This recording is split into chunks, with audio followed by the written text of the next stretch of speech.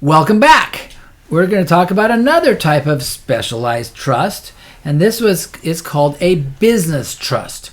Now, as you've noticed, we've talked about different type of trusts. Some trusts are revocable, changeable, amendable. Some trusts are irrevocable, unchangeable, unamendable.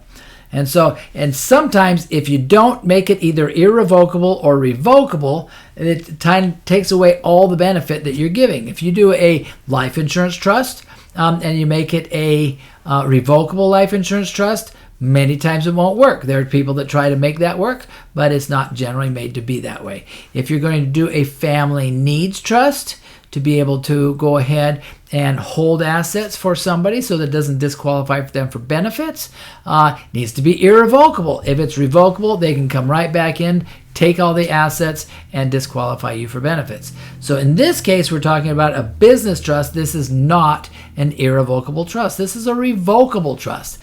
This trust is not an estate planning tool generally. It's a business planning tool. So instead of saying, I own this trust, and when I'm gone, everything in this trust goes to X, Y, and Z, this is going to say, I have an interest in this business. And we split up the interest into 100 pieces, and so I'm going to have a 30% interest in the trust, or I'm going to have a 40% interest, or a 2% interest. But actually, in this case, the owners of the trust own pieces of the trust. Now, why would we want a business trust? We generally don't do business out of a business trust. We use the business trust to separate ourselves from certain entities. So let's say that I have a Texas LLC, and I have property in the Texas LLC, and it's making money every month when it's earning this money, but I live in California. So what happens at the end of the year, it's going to go ahead, and this Texas LLC is going to send me a K-1, a tax form that says I owe tax on my share of those profits. Well, guess what? We're now into California, and so California tax laws come into play, and it doesn't always work out as well as I'd like it to. So in my mind, I'm thinking, what if I just go ahead and don't ever have those profits come into California? Well, with an LLC, it's going to have a K-1. It's going to come to you. It's going to come to the owner. So we're going to have to do something different. So instead, what we do is we create maybe a Nevada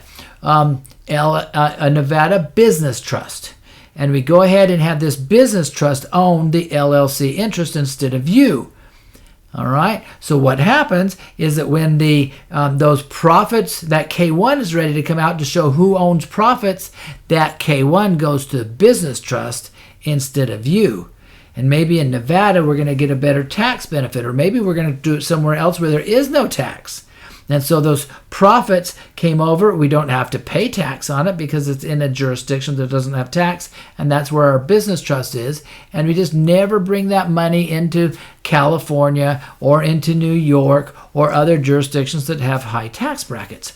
And by doing that, we're able to save taxes. Now, here's another one. What if somebody comes and sues? Okay, and so they come and they sue this LLC because they fell down the stairs on this building, and so they get this $1 billion judgment. They've just got lots of problems there, and so they get this $1 billion judgment, and they're going to come out and go after all the owners of the LLC.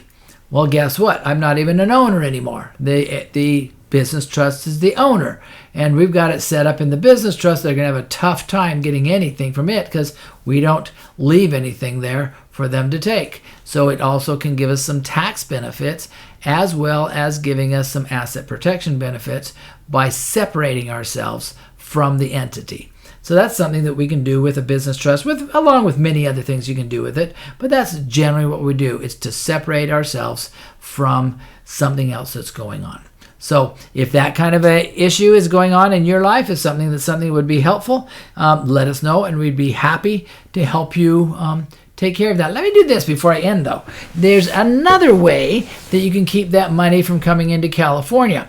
That LLC, we can make a application to have it taxed as a C corporation instead of as an S corporation or as a partnership. Those are our options. That's how we can be taxed. So if we elect to be taxed as a C corporation, one of the benefits of a C corporation is it does not have to pay out profits. It can keep the profits. It pays its own taxes. There is no K-1 with a C corporation.